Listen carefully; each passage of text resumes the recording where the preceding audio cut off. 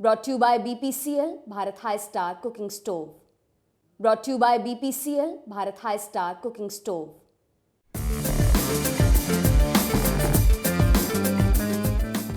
हर साल की शुरुआत में सरकार बड़ी बिजी होती है, ताबड़तोड़ मीटिंग्स होती है, इंडस्ट्री और अलग अलग तबकों के साथ वित्त मंत्री और फाइनेंस मिनिस्ट्री के अफसरों के बीच खूब मगजमारी होती है। जी हां, आप समझ ही गए होंगे, ये तैयारी होती है 1 फरवरी को पेश किए जाने वाले बजट की। हालांकि इसकी प्लानिंग और बैठकों का दौर तो अक्टूबर-नवंबर से ही शुरू हो जाता है और जनवरी में ये पूरी कवायद आखिरी चरण में पहुंच जाती है। फिर पेश होता है 1 फरवरी को बजट।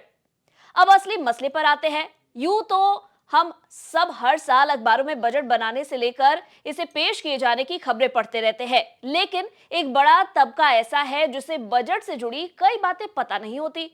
इनमें सबसे पहली बात यह होती है कि आखिर सरकार बजट लाती ही क्यों है। एक आम आदमी के तौर पर अगर सोचे तो मोटी बात ये ही दिमाग में आती है कि भाई सरकार के पास पूरे खजाने का मालिकाना हक है, अब जहां जैसी जरूरत हो उस हिसाब से खर्च करते जाओ, क्या फर्क पड़ता है। इतनी बड़ी कवायद करने का क्या ही फायदा है। तो आज बजट की यही बेसिक चीज आपको बताते हैं। आखिर बजट क्यों बनाती है सरकार, इस बात को अपने घर से ही समझिए। आमतौर पर हम सब अपनी कमाई के हिसाब से मंथली बजट तो बनाते ही हैं। यानी मान लीजिए आप हर महीने 100 रुपए कमाते हैं, इसमें आपकी सैलरी और दूसरी जरियों से कमाई भी शामिल है। इनमें रेंटल इनकम, ब्याज वगैरह से कमाई भी शामिल है। अब आपकी कमाई पता है जो तकरीबन तय है। अब आप महीने का बजट बनाते हैं। इसमें बच्चों की स्कूल फीस, घर का किराया, आपके लोन की ईएमआई, आवाजाही पर खर्च, बाहर खाने पीने का खर्च, इन्वेस्टमेंट समेत दूसरी खर्च शामिल होते हैं।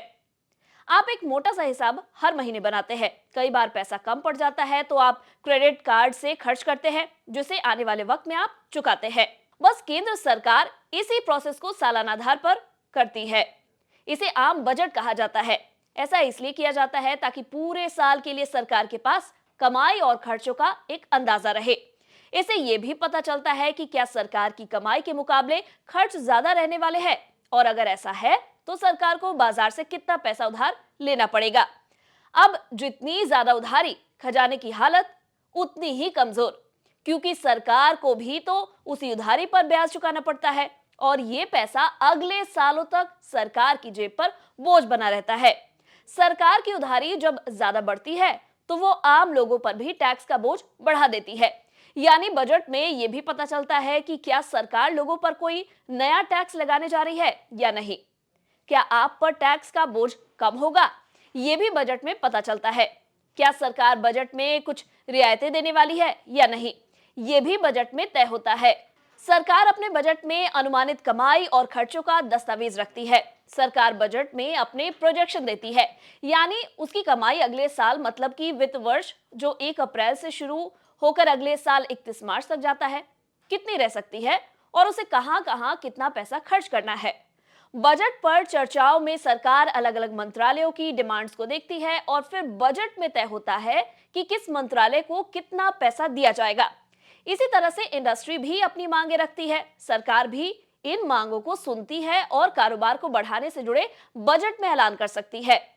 केंद्र सरकार की कमाई तो मोटे तौर पर टैक्स के जरिए होती है।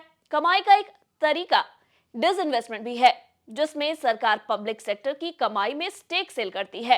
लेकिन उसके खर्चों में कई चीजें शामिल होती है, जैसे सरकार सड़क, पुल पुलिया, पोर्ट, रेलवे स्टेशन और एयरपोर्ट बनाने जैसे कामों पर पैसा खर्च करती है। सरकार की बड़ी जिम्मेदारी कल्याणकारी योजनाओं को चलाने की भी होती है और इसमें उसका बड़ा खर्च होता है। इनमें health services, direct benefit transfer, मुफ्त अनाज और सबको बीमा देने पर सरकार को पैसे खर्च करने होते हैं। सरकार का खर्च केंद्रीय कर्मचारियों, सशस्त्र नेताओं की सैलरी और पेंशन पर भी होता है। सरकार इसीलिए भी पैसे खर्च करती है ताकि अर्थव्यवस्था तेजी से आगे बढ़ सके और इस ग्रोथ में नौकरियां भी पैदा हो। हाँ, एक बात और समझ लीजिए, सरकार बजट के अपने टारगेट से चूकती भी है।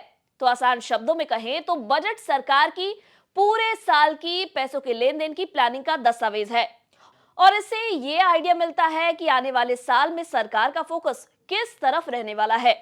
खैर, बिस्तक की इस खास सीरीज में अगले एपिसोड में बजट से जुड़ी कोई और जानकारी आपको आसान भाषा में समझाएंगे। तब तक के लिए देखते रहिए बिस्तक। बिस्तक आपके लिए लाया है प्रीमियम मेंबरशिप प्रोग्राम, जहां आपको मिलेंगे कई सारे फायदे, जिनमें मार्केट न्यूज़लेटर, लाइव चैट पर आपके सवालों के सबसे पहले जवाब, मार्केट आउटलुक, वीकेंड पर मार्केट स्कैन, एंकर्स के साथ चैट और भी बहुत कुछ। इस प्रीमियम सब्सक्रिप्शन में 3 तरह के प्लान्स हैं, सिल्वर, गोल्ड और प्लैटिनम, जिनकी शुरुआत मात्र 159 रुपए महीने से होती है।